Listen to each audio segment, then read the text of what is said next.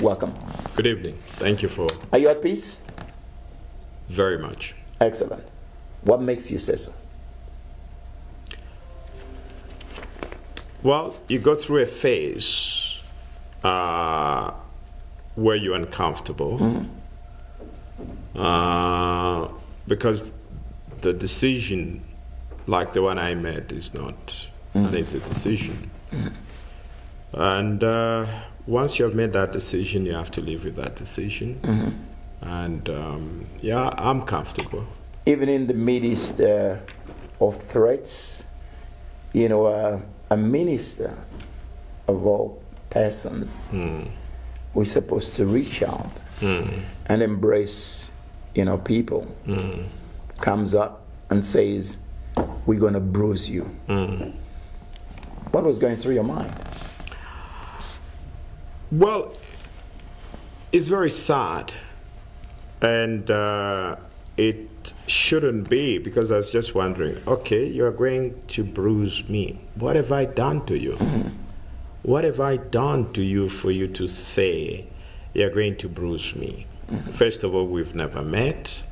We've never had any interaction, whether directly or indirectly. And you just get shocked. Not really, let me say, not shocked, but you're just taken aback by the language. First of all, we are one people. We are all Zambians. And we're all trying to find ways and means to better this country. Why should we be bruising one another? Okay? Instead of talking that kind of language, there should be a language of love, and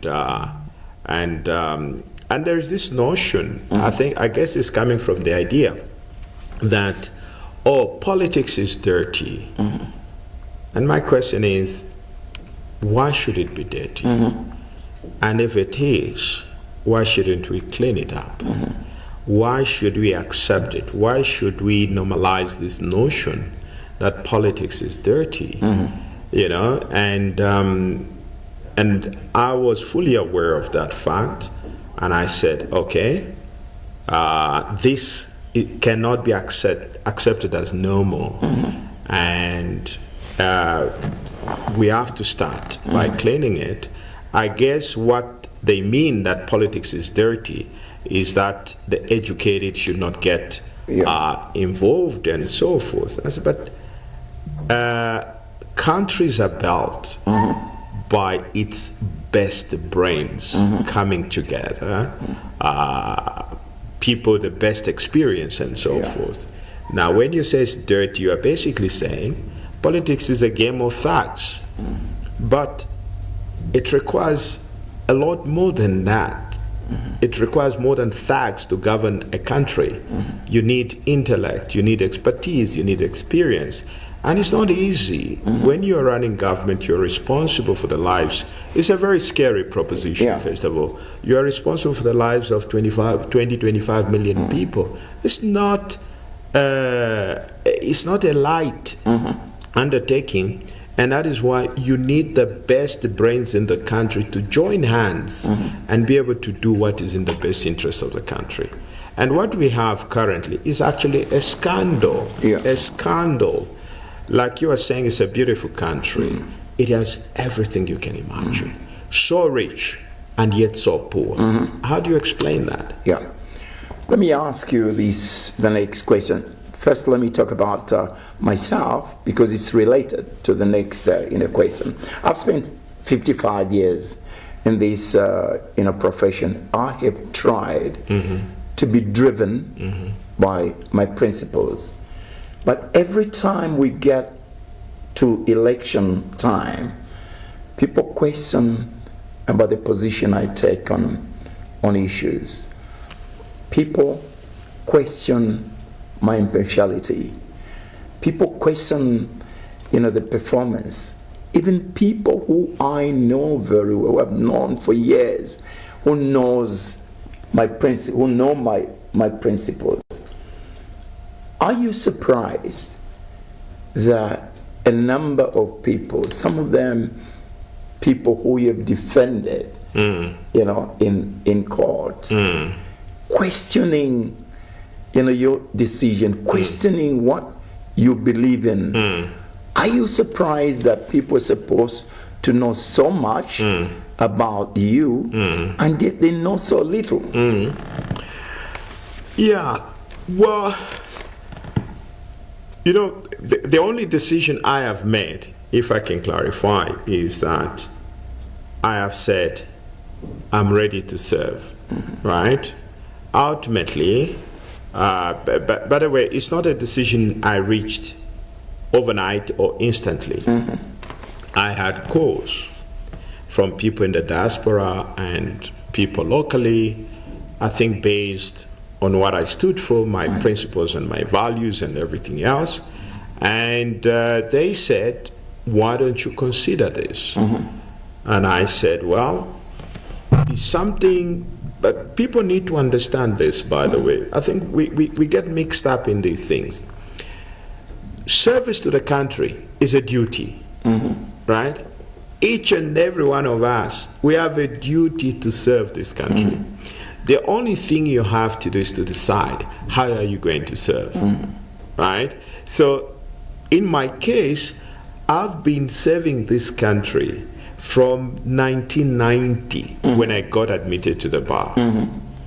Okay, and I've been using my training, my skills to do that. If I may just give you an example. I was admitted to the bar at a time of great excitement. The one-party state was ending and we were going in a multi-party democracy. We were all excited. And Zambia was the darling of the world, and we were the first country in Africa to end one-party state through the ballot. I traveled the world, okay, based on things that happened in this country. I attended conferences, sharing experience, how we did it and everything else. So it was a proud moment to be a Zambian. And I spent 20 years teaching. Nobody gets rich by being a teacher. Okay, I was a lecturer at the university for 20 years, and that was my service to the country. And to cut the long story short, I've done a lot of public interest litigation. I don't think that there is any government, maybe apart from Kaunda's, which I didn't sue, but all the other governments I took to court to challenge them, especially on public law issues. Then you reach a stage, you look back 35 years later, what is the progress that we have made? Yes, the judgment of the court make good reading, but what is the change on the ground? The change on the ground is zero. The country has regressed as a democracy. We have regressed on literally every indicator, okay? Then you have to think about it to say, should I continue doing the same thing and expecting the same outcome, right? And that is when I was persuaded by people to say, well, if you think, oh, these presidents don't know what they are doing and everything else, why don't you step forward? And I said, I have no problem, I can do that. But I made it clear, I'm not a messiah. I'm not a messiah. And one of the things I've concluded is that it is not the responsibility of one person to turn around this country. It is our collective responsibility. Okay, and that is why I'm sure you've been following what I've been doing. The first challenge that I have is to try and persuade Zambians, okay, to rally, to try and raise 1 million Zambians. Okay, if at all they agree with me, to register, because it's not a journey I can undertake on my own. Okay, it is, Zambians need to realize that what we have in this country is not normal. It's not normal. Which we have tried to normalize, but it's not normal. This is a country that where there should be no person going without food. We have everything. We can create enough wealth to allow any person to uplift the quality of life of every Zambian. Okay, we have more than enough. But the question is, why have we failed? Yeah. And those are the challenges that we have to interrogate. And it doesn't help for you to be criticizing. And if you believe you have good ideas, why don't you step forward? Absolutely. Since you have talked about this issue of messiahs, that we be part of your journey, before you talk about the other 9, points of action, since you've raised that issue, again, people are questioning that strategy. They got it right. Let me just refer to what the digger said. Yes. They questioned it. That Zambians have been taxed too much. This is another form of tax. Yeah. Your reaction? Well, it's very simple. Very simple. I mean, it's not something I came up with overnight. I have had the opportunity to understand the history of this country, how it was put together beginning from 1899 up to 1964, when it was being, first of all, from 1899 to 1924, when it was being run by the British South African Company, from 1924 to 1964, when it was being run by the British government. At the time of independence, we were the 3rd richest country in Africa. Now, 60 years later, we are one of the poorest countries in Africa. And most of the countries of the world have actually surpassed us. I'll just give you an example. Kenya and Zambia would say we're basically at par at independence. Today, the GDP of Kenya is $130 billion. $130 billion. And then, to break it down further, do you know the GDP of just Nairobi as a county? It is $30 billion. Nairobi's economy is bigger than the entire economy of Zambia. And some universities abroad. Yes. Okay. So it's a scandal. Okay, which we should be ashamed of. This is what we have done over the last 60 years. We cannot apportion blame to any single individual. We can blame all the presidents that have been there, and we also have to blame ourselves as a people. Now, we have a choice. Do we continue in this direction, or we change course? The choice is ours. And I'm saying we can't continue to do the same thing, because I've pointed out, if we continue in this direction, Zambia is going to break down. Okay. And I pointed out, and then somebody came up, Zambia right now can be described as a fragile state. It's a very weak state, which can easily tip over and become a failed state. That is where we are. Now, we have a choice. If the other people I know people have commented and so forth, but even if you have a different issue, close your eyes for a moment. Given things the way they are, where do we see this country in 5 years if we don't change course? It's scary. It's scary. And it will be responsible not to talk about these things. Okay? The fact that you are eating, the fact that your life has improved is not enough. Look at your neighbor. As the life of your neighbor improved. Okay? So we should be able to care. Look at me, for example. Somebody said, Ambassador, I don't have to do what I'm doing. I don't have to. Okay? I've had a successful career. Okay? Somebody said, I'm a poor man. I said, well, it depends upon how you describe wealth. I have a different kind of definition of wealth. But the point is, I've never lacked food. Okay? But when you look at it, it breaks my heart to see people dying needlessly in this country. People going without food in the midst of plenty. I mean, if you are not moved, then there is something terribly wrong about you. Okay. As a writer, to that, please, I don't want anybody to misunderstand me, that I'm blaming, this government. This has been a long journey downwards.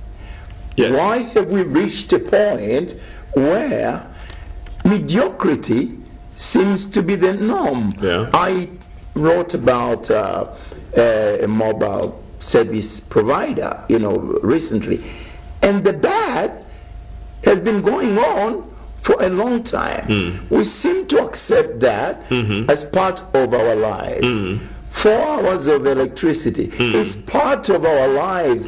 When we have 6, 7, 8 hours of electricity, it's wow. It's a miracle. Okay? And you're talking about messiahs. How are you going to turn these messiahs to be true messiahs and see that the darkness that we are accepting could be turned into light, not by one Messiah, but all of us? That's right. I mean, that's the starting point of this whole exercise. That is the premise on which I'm saying I'm not embarking on this journey alone. I need 1 million Zambians.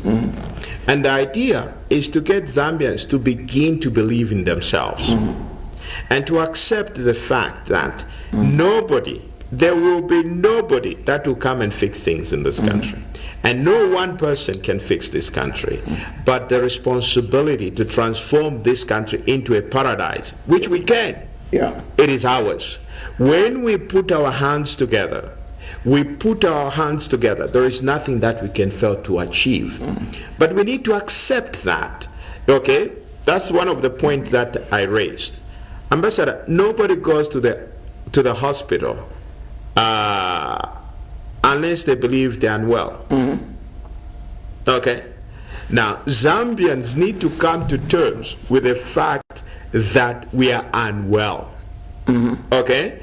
Now, that is why in one of the issues I have raised is that the starting point is that forget all the lies. Zambians need to ask themselves, am I better off today?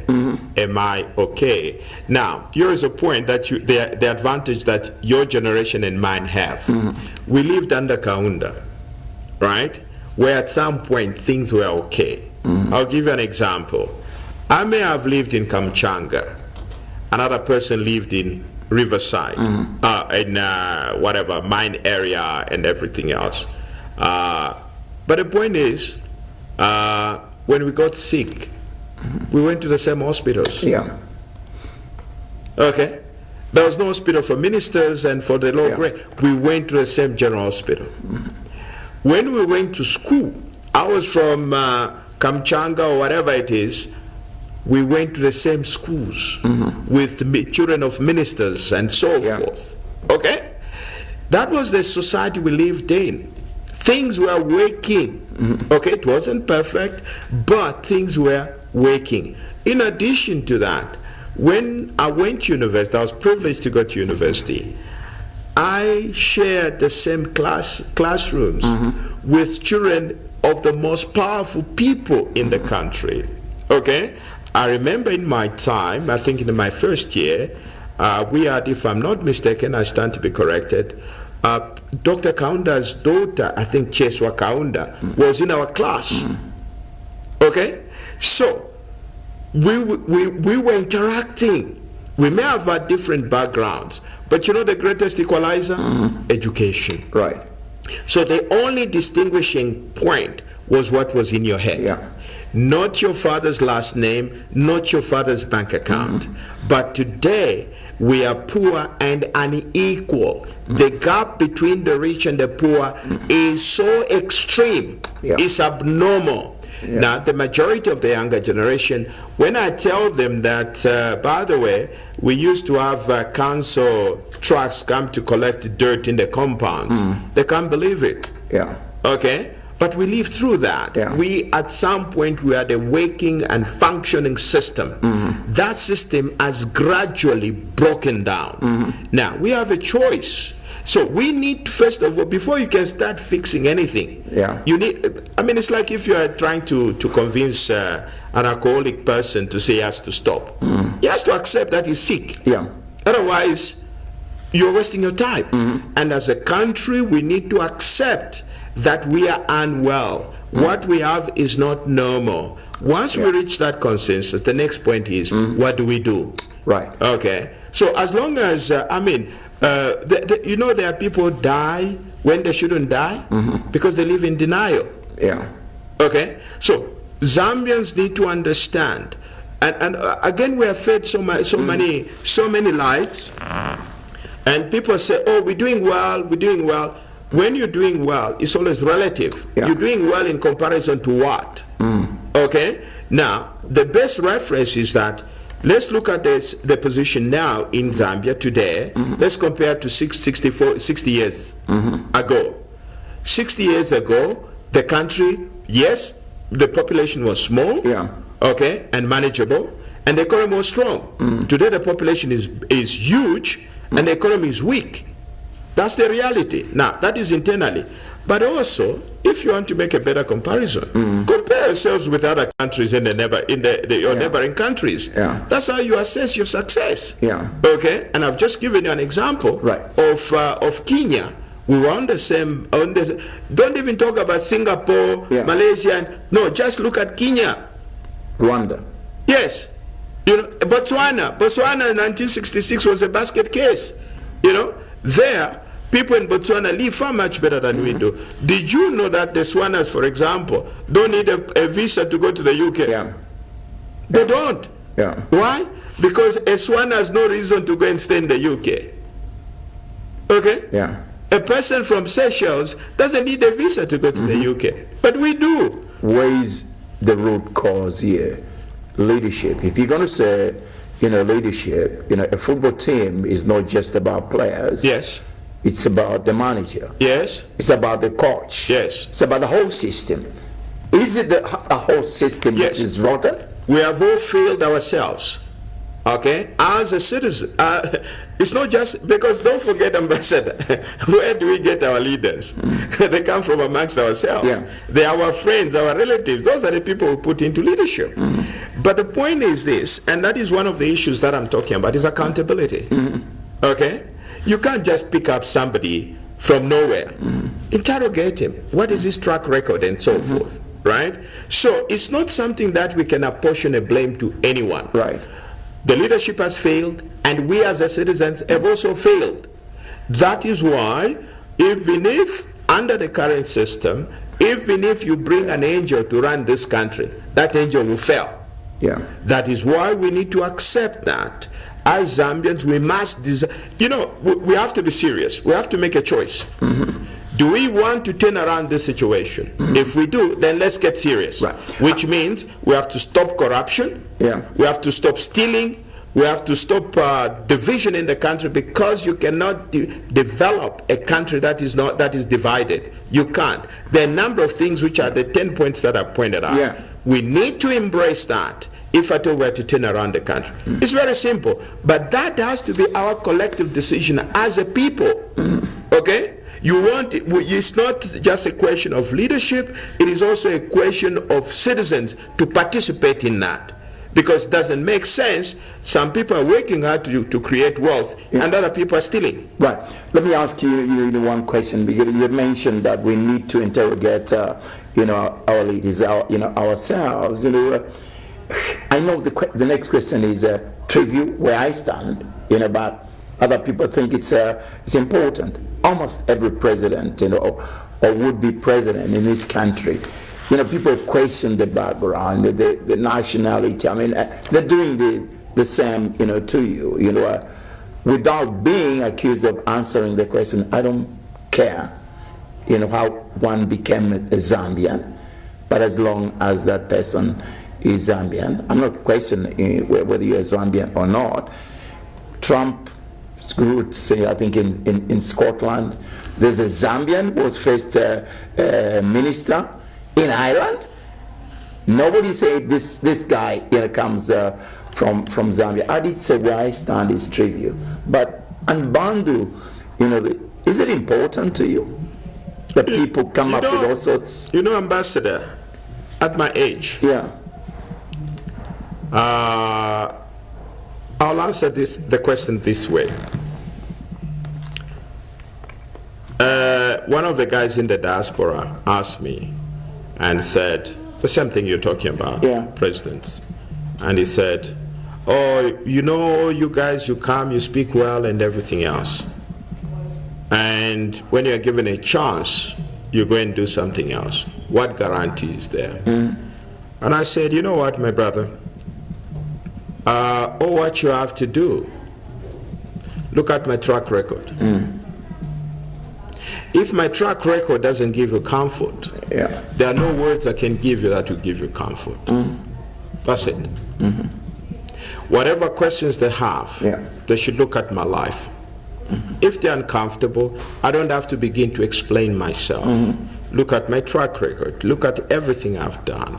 If you still have doubts, then there are no words I can give you that will give you comfort. That would be my answer. Okay. Yeah, that would be my answer. Excellent. Because if I have to explain, then I'll have to start lying to you. But if my life, I always believe that I must minister to people with my life, not with my words. Right.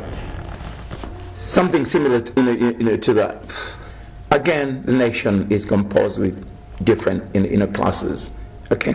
How are you going to relate yourself to every class of the nation? People were saying Michael Sata is the president of the people. Chiluba, a nice guy because he comes from the Copper Belt. How are you going to relate, mesh yourself, and just be a Zambian?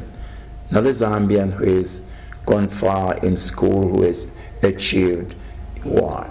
A Zambian who understands the Zambian problems, the national problems, the international problems, and still relate to the key cardinal issues that affects especially those in critical positions, the ordinary people. Yeah, again, it's a question of governor. Sometimes we put people in government who do not understand the government structure as to how this country is supposed to be run. First of all, our system of government is tiered. The real problem, the real challenge in developing a country is basically the responsibility of local authorities. You have your central government and you have your local government at a local level. But that system has been deliberately broken down, because if the system is working properly, people don't steal. So in order to steal, you break down certain things. If you look at the Constitution is very clear as to what the responsibilities of the local government is supposed to be and what that of the central government is supposed to be. For example, what we are seeing here is, for instance, I'll just give you an example. You buy ambulances to distribute to the districts. Okay? That is wrong. That is completely wrong. That's why the system doesn't work. The role of the central government is to allow the local authorities to do their own planning, because they are on the ground. They know the challenges. For example, the challenges in Kaputa are not the same as the challenges in Livingstone. They're different. But you cannot sit in Lusaka and pretend that you have a solution for people in Kaputa. You don't. The role of the central government is simply to make sure that whenever the people of Kaputa have decided to do something, they are adequately funded. That is the role of the central government. But that system has been broken down completely. I'll give you an example. We had a challenge. You remember, I think there was that incident where we bought fire tenders. Yeah. One of the fire tenders was delivered to Siavonga. Siavonga has never had a fire that required that kind of equipment. Because the people in Siavonga, yes, they do have fires. These are bush fires. They know how to contain them. So you send them a fire tender. But they didn't need it. But what the city council lacked was transport. So what happened? They were now using the fire tender to transport people. And along the way, it flipped and it was wrecked. Now, the wiser thing, if you had asked the people of Siavonga, they would have told you, we don't need a fire tender. we need small trucks to move around. And whatever money that was spent on that truck would have been better utilized. It's the way the system is broken. So one of the things that we will have to accept, and that's one of the things I'm emphasizing, we need to respect the Constitution because it provides the structure about how this country is supposed to be run. It is a manual of how this country is supposed to be run. And that's why we're getting it wrong. You asked me about how to relate to people. A lot of people have asked me to say, okay, let's assume you are there. Will you be able to go to the platform and start dancing? And I say, well, if you are looking for somebody to do the job, you have a choice between, if dancing to you is important, then you don't need somebody serious, you need an entertainer to occupy that position. And obviously, I'm not your guy. But if you're looking for somebody serious who is going to prepare to work with others, to sort out, to focus seriously, because we don't have time for entertainment. People are dying. So this is serious business, okay? And I can't be everything. I can't be everything. Yes, each person they bring their own qualities to the thing. I can't be a Michael Sata. I can't be any of those other people. I can only be me. You know yourself better. I know myself. If people do not like the me, because you know the problem is I also don't want to start re-engineering myself and then I reconstitute myself for the benefit of the voters. That is again getting power by deceit. I can only be the authentic me. Okay, I can't give them the sanitized version of me. I can only be me. Okay, and not only that, Ambassador, I'm 60 years old. And then I can recreate myself. That would be a lie. Okay, and my character, who I am, is already baked. You know, one of the guys came to me and said, you know, we want you to relate to people. We need to take pictures of you to show you in a minibus. And I said, no, that would be now trying to lie to the people. I can only be me. I can only be me. So, no, Ambassador, I can only be me. And I think somebody else asked me to say, how are you going to communicate? Which is exactly what is happening during this exercise. When I wrote this piece, and they said, oh, by the way, how are you going to get a message down to the people? And I said, okay, that's a good point. What do you think? And I said, you've raised the point. So why don't you get my message and translate it into local languages? Because I can't do it. I don't have the skill to do that. Somebody else has the skill. That's why I'm saying transforming Zambia is a collective responsibility. This one brings his skill, another one brings his skill, and we put it together, we can change this country. You obviously are in a position, you know, where you've seen, you know, how previous, you know, governments have operated. What I've observed is this unfortunate de-link of leadership. They choose to do that. They de-link themselves to the ordinary people. Why am I saying this? Well, let me continue. Why do we see things so differently? What am I talking about? The other day the president was saying, the economy is doing great. Where do you live? Mukala Kuti. Why? I keep on saying politicians. I'm talking about politicians, not these, so many, you know, going back. I tend to feel, okay, I'm short-sighted. You know, I've got a problem, you know, a genuine problem. But how come politicians, when they get into positions of leadership, they become blind and deaf? No, I have a theory for that, and that is why it is important in the next election. You look at the character of the people we're electing. Character never changes. somebody will say, well, that office, you end up becoming a thief and so forth. No, it's not the office that makes you a thief. If you end up stealing in that office, you have always been a thief. No, it's just your character. Yeah. Just your character. If you have never stolen, if it's not in you to steal, no matter what happens, you won't steal. Yeah. You won't. That's my belief. That's what I believe in. And that is why, we pay more attention in employing people like our garden boys, the people that help us in our homes. We pay more attention in employing them than we do when it comes to electing politicians. Yeah. Okay? You can't just stop by the roadside to say, hey, you, come and become my garden boy. No, we do a bit of due diligence. In fact, you'd come to me and say, John, do you have a nephew or whatever who would work as my garden boy? Right? So you want me to vouch for this person you're going to employ. Why? So that I can tell you that, oh, my nephew is very hardworking, he's a very, very good boy, but he has a problem of smoking. Is that a problem? Because I'll tell you the truth. Then it's okay, smoking is not a problem provided it fixes my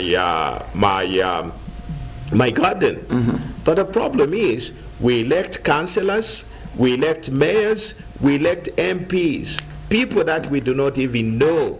Even presidents, we don't interrogate them. Yeah. Okay?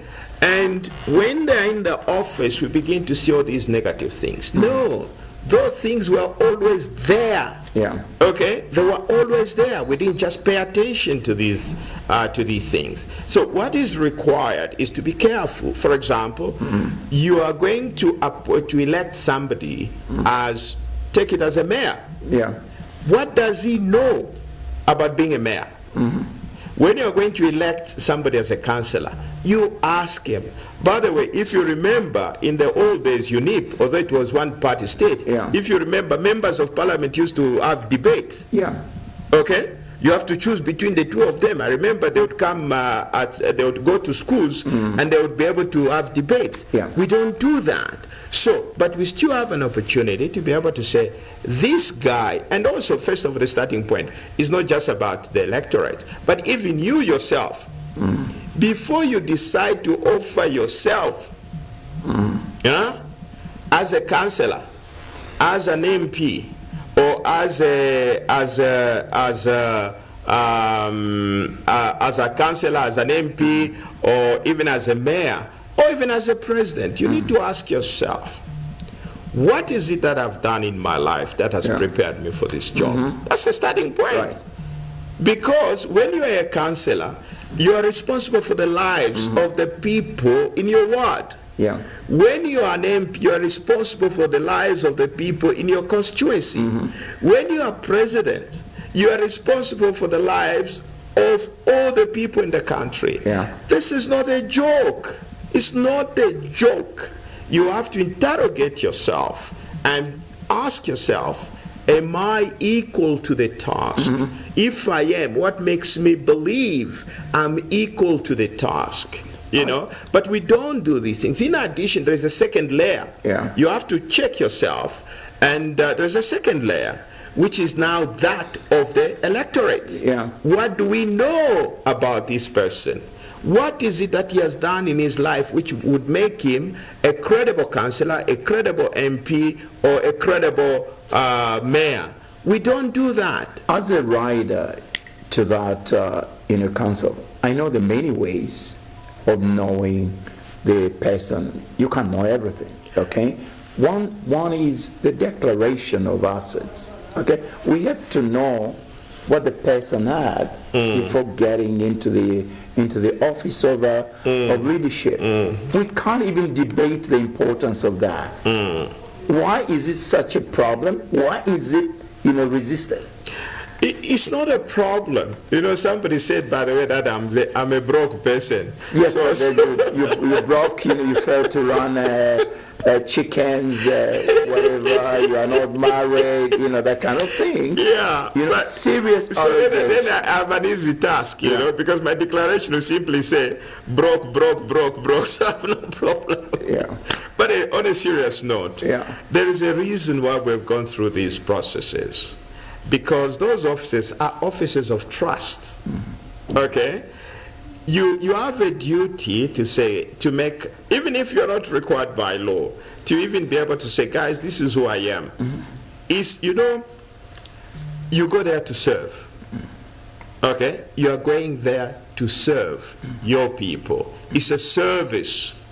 Now, it's not designed to be a place where you go and benefit. And that is where we have a problem, because people try to invest in politics. You can't invest in politics. You don't.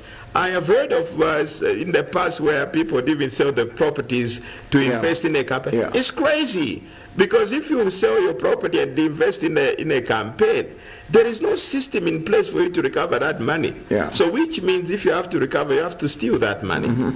Okay? And that is why I have said, you know what? This is a shared responsibility. Zambians have to put in the money when the time comes. Yeah. Right? Why? Because it is our collective responsibility.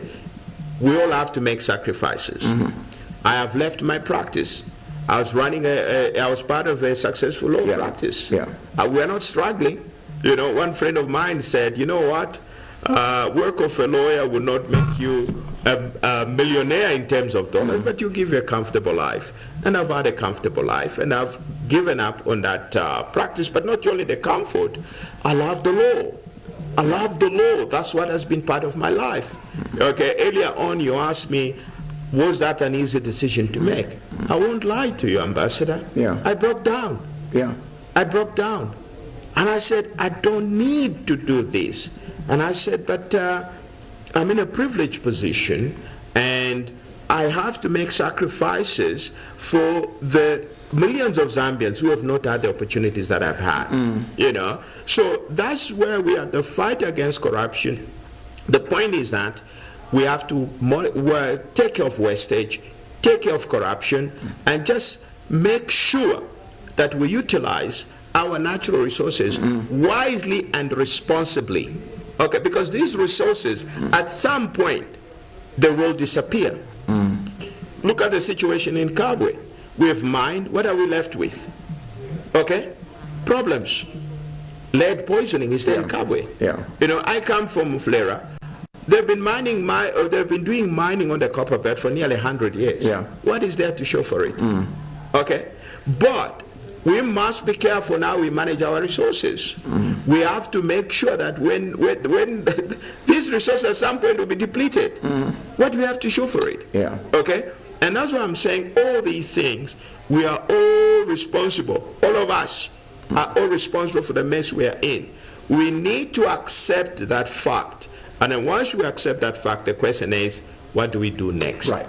We can't spend a lot of time talking about the status of the economy beyond now and the elections. I mean, what are your thoughts on the people are broken?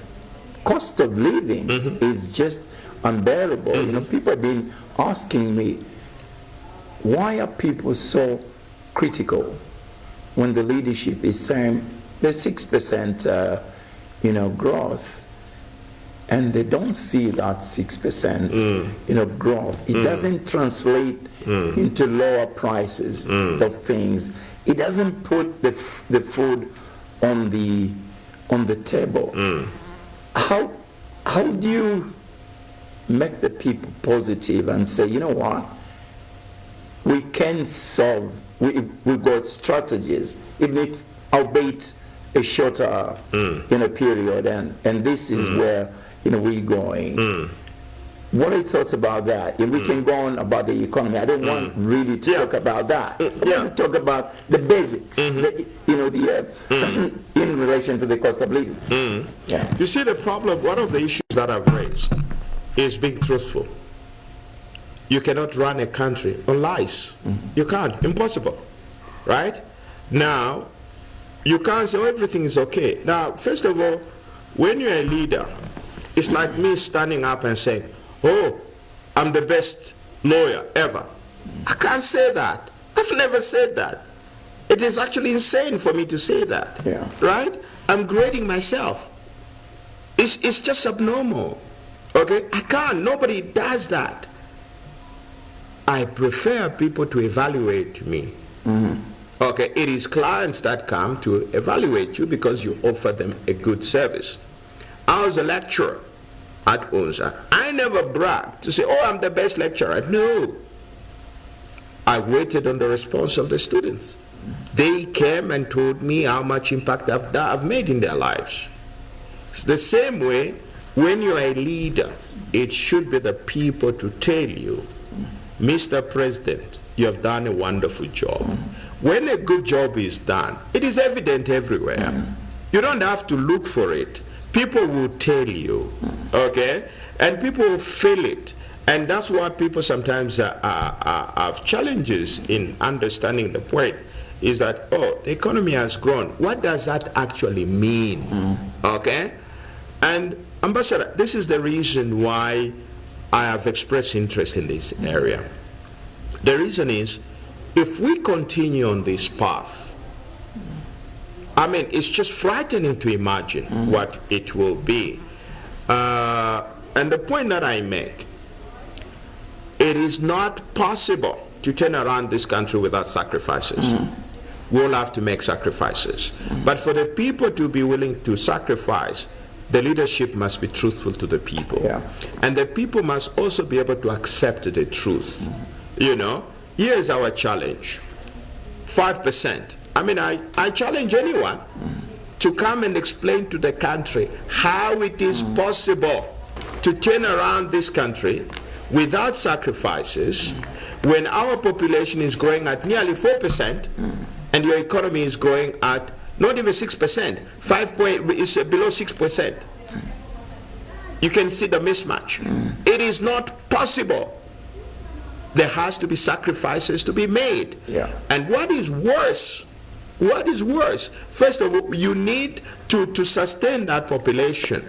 We need to grow our economy at least maybe we should be looking at 10% economic growth year on year to be able to sustain our population. In addition to that, you have to stop wastage. For example, we have a $10 billion budget. How much of that money would really go where it's supposed to go, given the level of corruption, wastage, and mismanagement that is going on? So you can have a $10 billion budget, but the point is that if a portion of that money is stolen, how are you going to turn around the country? And that is why I'm saying, that's why we are saying that to transform this country, there has to be some pain. It cannot be done overnight. We all have to sacrifice. Okay? Anybody who is going to tell you that he has a magic wand is going to transform this country is a liar.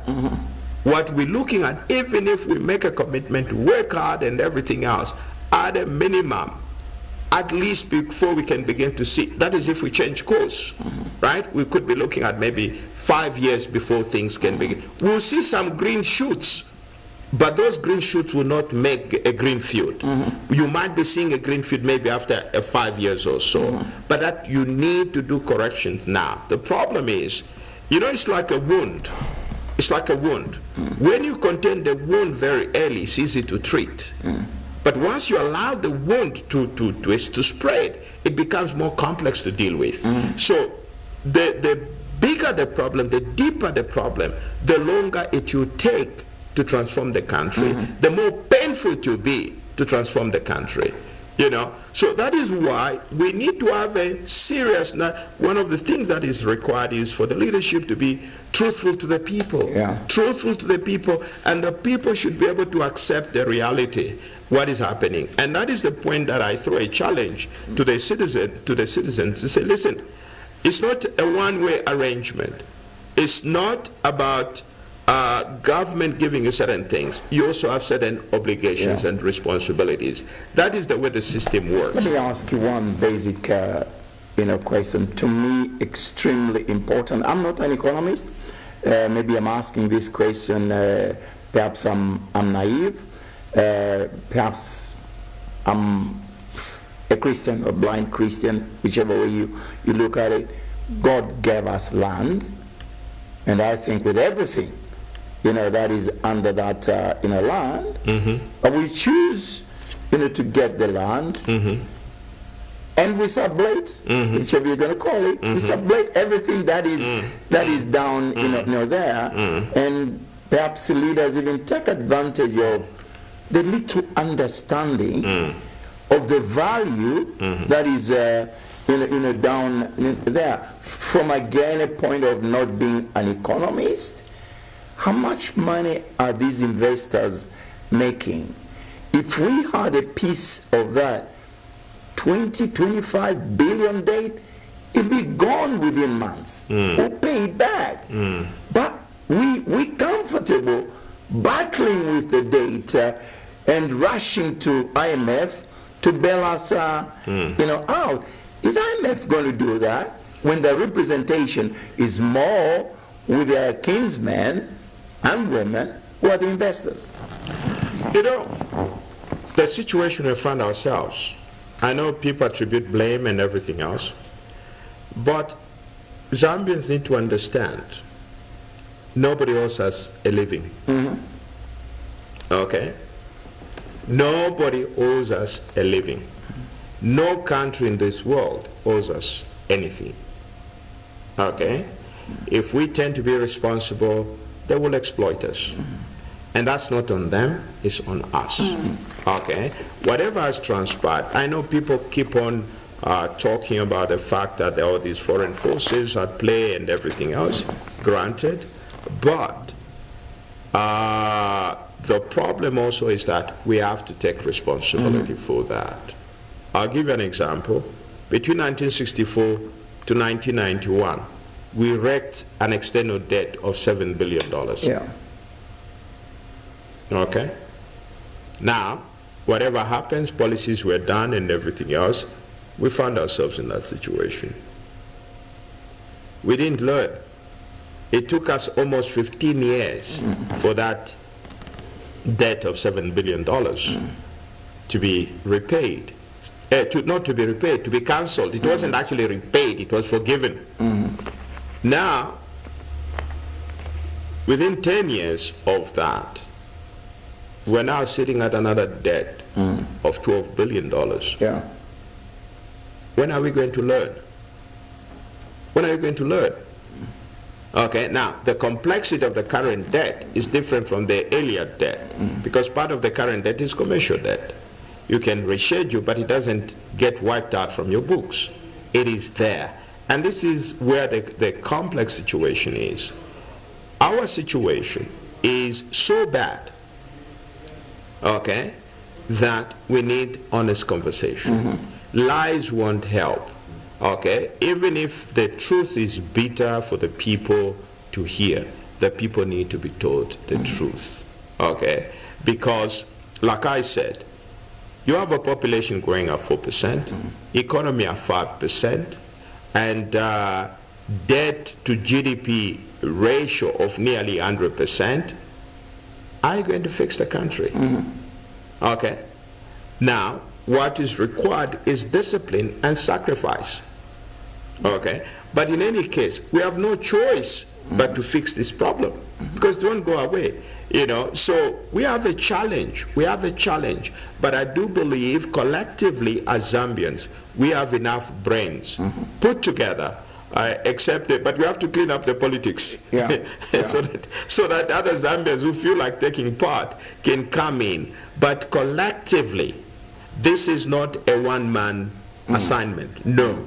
Not even the best leader will turn around this country. Impossible. But it requires the involvement of each and every Zambian, desiring every Zambian should come to the conclusion, what we have is not normal. We deserve better. Therefore, let's make some changes. Tell me, we have a terrible culture.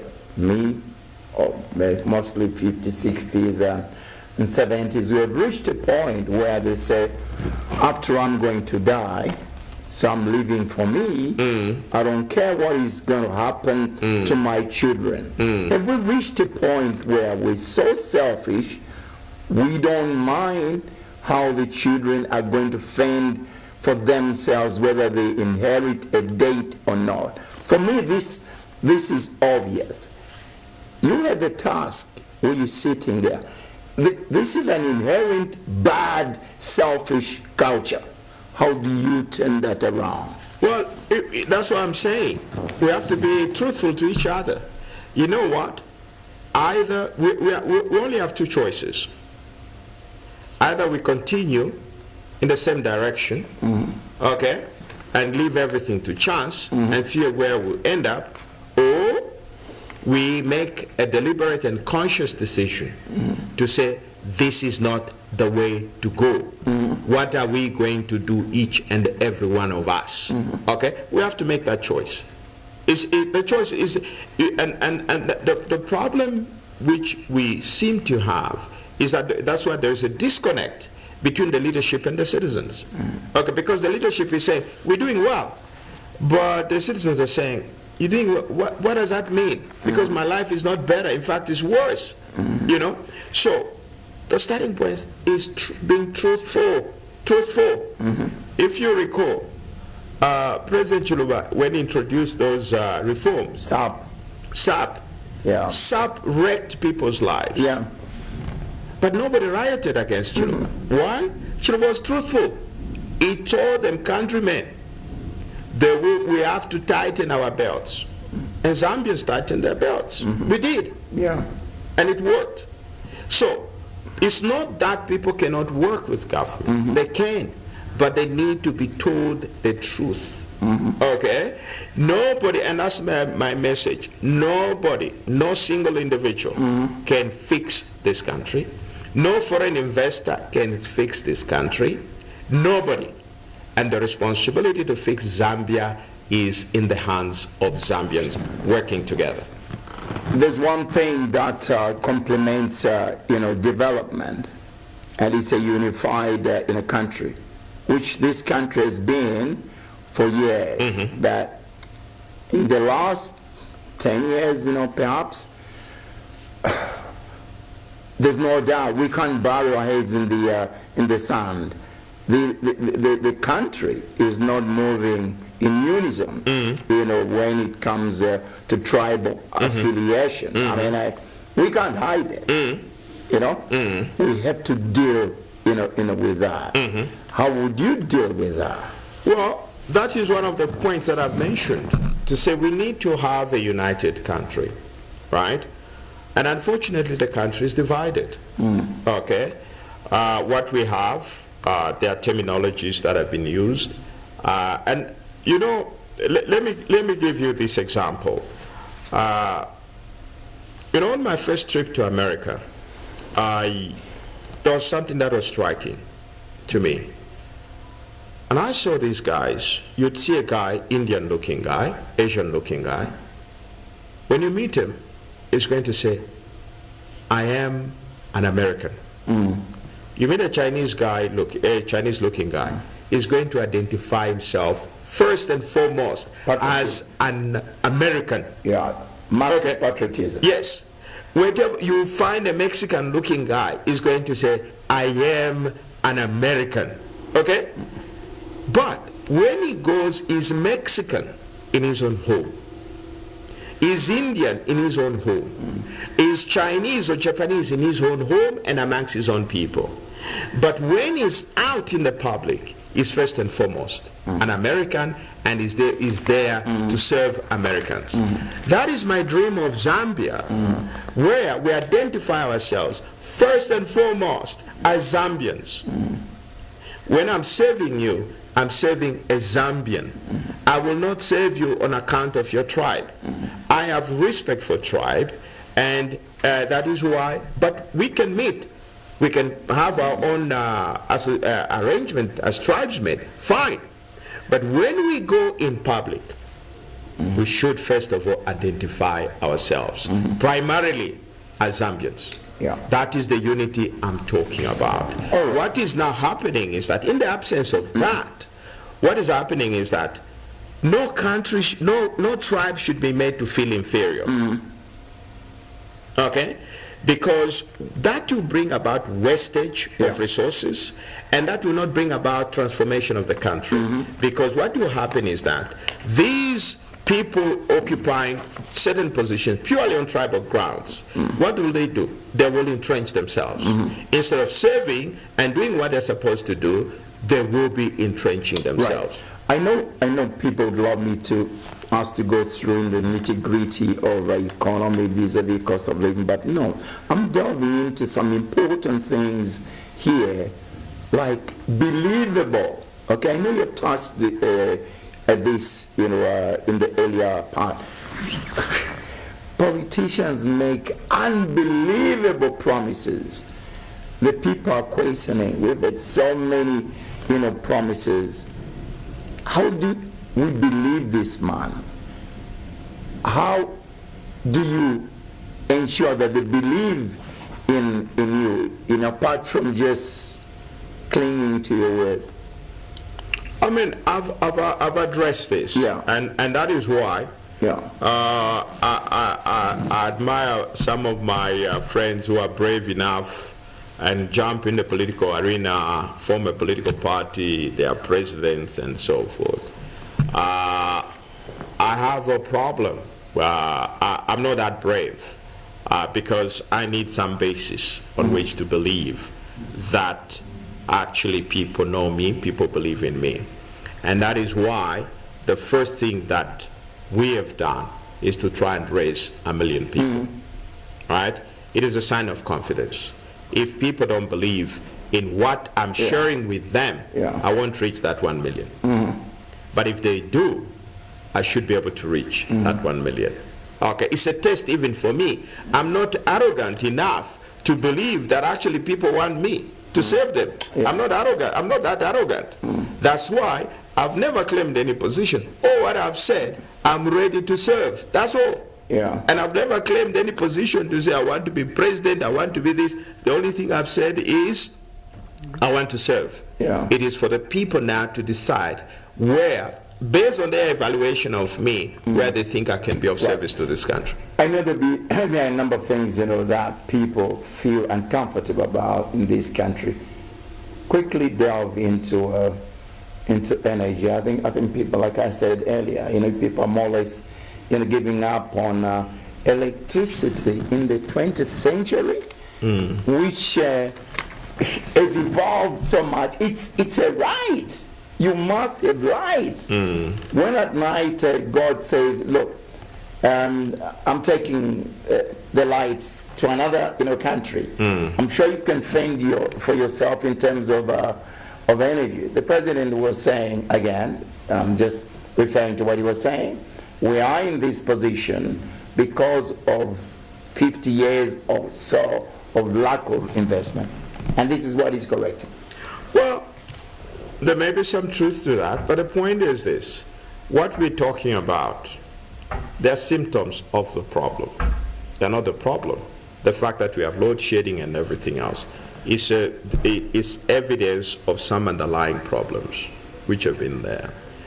And my belief is that you can treat the symptoms, but the underlying problems are still there. The underlying problems is broken systems. Government systems don't operate, corruption, wastage, and mismanagement. Those are the underlying problems, and the issue of load shedding and everything else is simply the manifestation of that. Okay? For example, some people, I know nothing about electricity consumption and everything else. Some people have argued that, well, given everything that we are generating, we should have more hours of lighting. But given what the number of hours that we have of lighting, it doesn't correspond to what we are generating. Now, the biggest problem you have there, first of all, there's no transparency. Okay? There's no full disclosure in terms of, because public institutions must be accountable. Public institutions must be transparent. They should be able to disclose generally the total power that is being generated and be able to explain. Now, yes, that may be so. Again, when you go into government, those are issues you are open to the people. Because if at one time you tell the people to say, no more load shedding, then next time you say, oh, by the way, sorry, there's such and such a problem, people begin to disbelieve you. That is why having truthful conversation, no matter how painful it is important. For example, even in the case of energy, what is required is a properly outlined program to say, guys, this is what we plan to do. Right now, you should expect this, so that people can also plan, okay? But now, it's like we're just driving blindly, and that is where the challenges those are some of the challenges we have. But the challenge of Zambia is not one problem, it's multiple problems, okay? You have to picture Zambia as a patient in multiple organ failure. That's what the country is. There is absolutely no single sector, I challenge anyone, there is no single sector in this country that is working as it should. Okay? That is the problem. You're talking about public institutions. Our judiciary is dead. Our parliament is dead.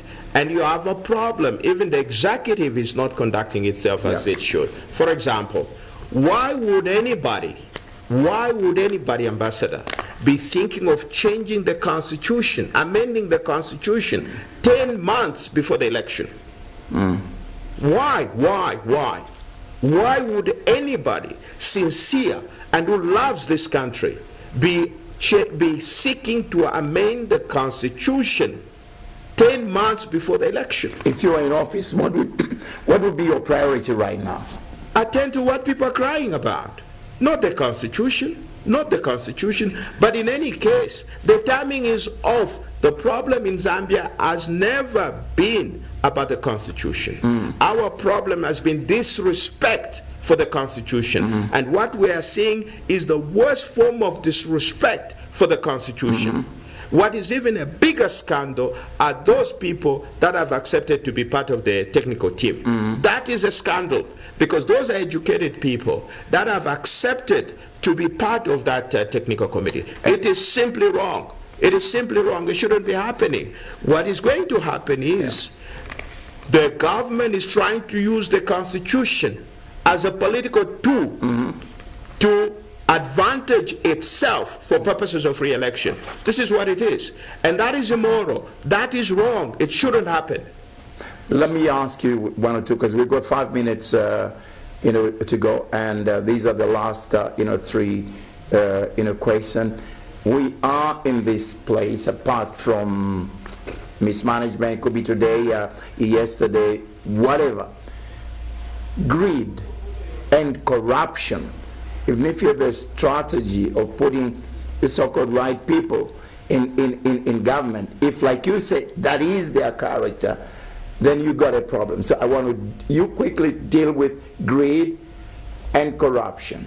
The next one, is it an individual political party or individual like you who is going to win the election, or do we need an alliance to win an election? And finally, and very quickly, you can just recap on those critical 10-point action. 3 minutes as we wind up. I have just thrown myself there, and right now my main focus is raising that 1 million. Right. That's my focus. Everything thereafter is dependent on raising that 1 million. Okay? I'm not focused on anything else, alliances or whatever. That's not my focus. Is there where this money is sent? No. We haven't even talked about money. We're not even talking about money. All right. And I'd like to take this is just your focus. There is an by the way, November and possibly another 100 kwacha for December. That is already 300 kwacha, which we look forward to receiving from you. The reason is very simple, Ambassador. Okay? Zambians need to own the process. Zambia need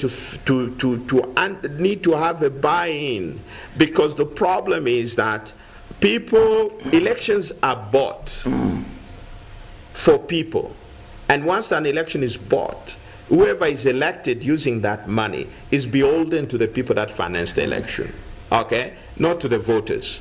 That is why you have so much corruption going on, electoral malpractices, where voters are given chitenges, booze. In fact, that's very offensive to the people. You shouldn't give them booze, because what you're saying, what you have done is that you have impoverished them. What the solution is not to buy them chiteng and booze during election campaign. The solution is to empower them so that they can buy their own booze whenever they feel like, buy their own chiteng whenever they feel like. So that is what I believe should be. But it is for the Zambians to reclaim that. Okay? Zambians need to reclaim that. Nobody will reclaim that for us. Nobody. We have to say we don't. It's actually very, very offensive that you are going to vote for somebody. You're going to give away your birthright, which is a vote, on account of a beer or a chitenge. That is wrong. It shouldn't happen. Okay? What we should be talking about is to be able to empower people, buy their own chitenges, buy their whatever they want to do. Okay? Now, there's a lot we can talk about it, but the message that I have is we cannot be doing politics as usual. The way we have played politics in 60 years, that's what has led us to where we are. It is crazy to continue on the same path. And if you look at Kaunda, all the leaders, they have always presented themselves as messiahs. Okay? There is no messiah. My message to Zambians is that no one will come and save us. We can save ourselves by working together. And working together, there is nothing that we cannot accomplish. But if we are working, Ambassador, look at it this way. Why should I get my hands dirty and yours are clean? Why? Okay? If we want to transform this country, why should I be working to transform, roll up my sleeve and get my sleeves dirty and yours are clean? Why should I do that?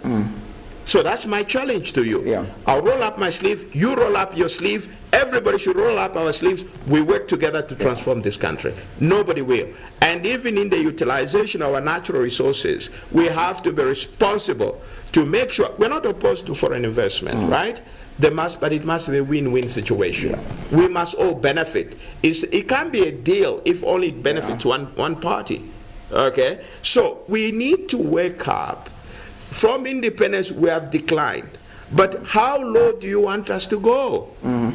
How low do you want us to go? At some point, we have to say, enough is enough. What is worse, Ambassador, is this. We have all the resources in the world. We have had peace. Other countries' lack of development can be explained by the fact that there have been some kind of civil war or whatever. We have had peace, but why have we failed? How can we be a developing country for 60 years? There is something fundamentally wrong in that. Do you have time to pick one or two from your 10-point action which are very critical that the people can hold on to? I think the most important thing, the first point is for Zambians to be able to accept the fact that what we have here is not normal. It's not normal. Given everything that God has graciously given us, we shouldn't be here. We shouldn't be here as a country. Okay? No matter whatever these other politicians have told you and everything else, this is not normal. We deserve better as a people, and we can do better. But the responsibility to do better is collectively vested in us. We need to accept the fact that it is not right. Okay? For me, that is a fundamental point. Like I said, nobody goes to the hospital unless they acknowledge that they are sick. The country will not transform if there are some people who believe that everything is normal in this country. Okay? But let's have an honest conversation. And my message, by the way, I'm not talking right now. I'm a non-partisan person. I don't have a political party. I'm simply a citizen engaging other fellow citizens. That's what I'm doing right now. Let's have a conversation. Forget about your tribe. Forget about your political party. Forget about everything. Let's just talk about Zambians. Can we honestly say that this is normal? That is what we need to answer. And my conclusion, in my own right, if it was normal, why would I be wasting time?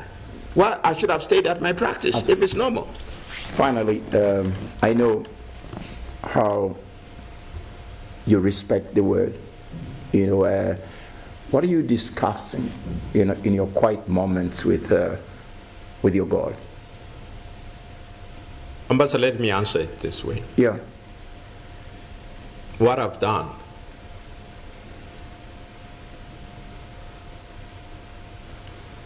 is simply an act of obedience. Okay, this is very personal, and Yeah. I wouldn't again.